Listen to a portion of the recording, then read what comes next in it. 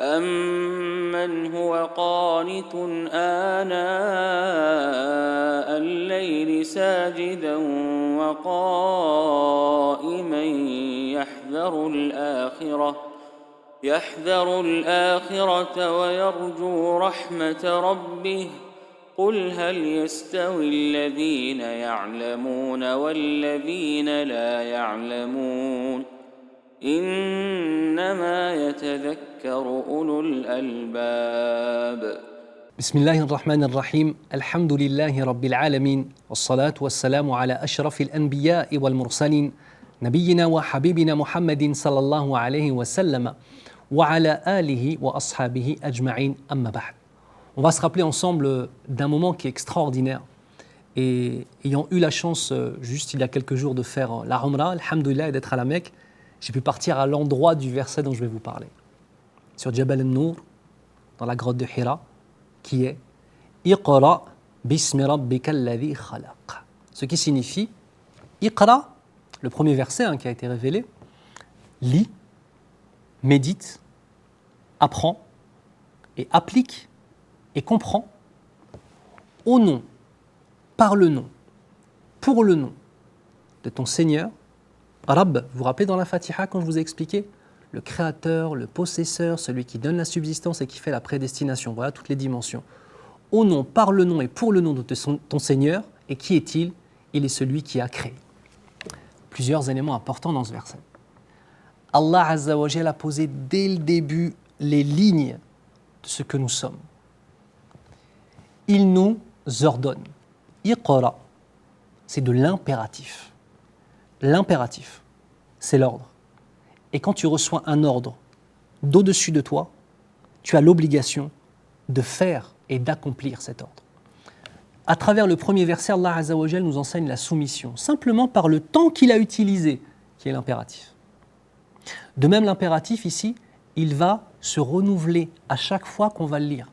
Et on aura l'occasion, à chaque fois qu'on lira ce verset, de renouveler notre intention. Iqra, la connaissance. Mais pas simplement la connaissance que je vais prendre et que je vais mettre sur mon dos et que je vais porter. Comme si on reprend l'image coranique d'un âne qui porterait des livres. Une connaissance qui va donner naissance à des actes, à une spiritualité. Une connaissance comprise. Et c'est pour ça que le terme « qara'a yaqra'u » ne signifie pas simplement « lit ». Alors je comprends que les traducteurs mettent « lit », mais on ne peut pas mettre non plus 100 000 choses dans une traduction. Mais là, on va prendre un petit peu le temps de s'attarder sur ce verbe.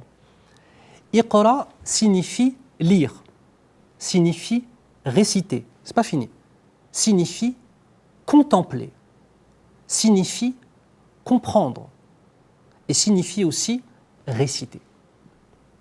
Toutes ces choses-là à travers un verbe. Et c'est cette relation qu'on doit avoir avec le Coran dans nos vies. Mais pour qui est-ce que tu vas lire ce Coran ? Pour qui est-ce que tu vas méditer ? Pour toi, pour ton âme, pour te sentir bien ? Aujourd'hui, on a beaucoup de « oui, non, je cherche un équilibre à travers une spiritualité ». Oublie-toi, c'est pas toi qui est important, c'est ton Seigneur qui est important. Efface ton âme de l'équation. Tu ne pries pas pour te sentir bien. Tu ne te tournes pas vers Allah pour te sentir bien. Tu te tournes vers Allah par soumission. « Ya Rabb, accepte de moi ». Tant qu'on mettra notre bien-être au centre de la valeur de nos adorations, on sera dans une illusion. Le centre de nos adorations, c'est la satisfaction d'Allah Azza wa Jal. Si tu arrives à t'effacer, tu as gagné. Si tu ne t'effaces pas, tu risques de tout faire tourner autour de toi. Et tes adorations risquent d'être plus dirigées vers toi-même que vers notre Seigneur, qu'Allah nous préserve. Bismi Rabbika. Dans quel sens tu vas faire tout ça ? Pour Allah, pas pour toi. Par Allah et pas par ta propre âme, pas par ta simple propre intelligence. Parce qu'Allah Azza wa Jal t'a donné comme trésor, à travers le Coran el-Karim et tous les enseignements, mais aussi à travers l'application de ces enseignements dans la vie du prophète sallallahu alayhi wa sallam. Et pour Allah, et c'est lui que tu vises. Rabbika, le créateur de toutes choses, le possesseur de toutes choses, celui qui donne et qui fait la prédestination. Regarde comme on est, dans ce verset, on est comme enveloppé, englobé, comme s'il faisait extrêmement froid, le froid du polythéisme, le froid de l'égarement, et qu'on avait d'un seul coup une grosse couverture extrêmement chaude qui vient nous envelopper et qui nous montre la voie à suivre. Alladhi khalaq. Et Allah il finit ce verset par khalaq, le verbe khalaqa, créer. Ça revient au nom Al-Khaliq. Tu as vu, ça reprend ce qu'il y avait dans Rabb. Pourquoi? Si je me souviens qu'il est mon créateur, je lui serai reconnaissant, je l'aimerai et je l'adorerai. C'est bon? Qu'Allah fasse de nous des adorateurs et des adoratrices reconnaissants à notre Seigneur, Ya Rabbal Alamin. نسأل الله عز وجل أن يبارك في علمنا جميعا يا رب العالمين. هذا وصلى الله على محمد وعلى آله وأصحابه أجمعين والسلام عليكم ورحمة الله وبركاته. أمن هو قانت آناء الليل ساجدا وقائما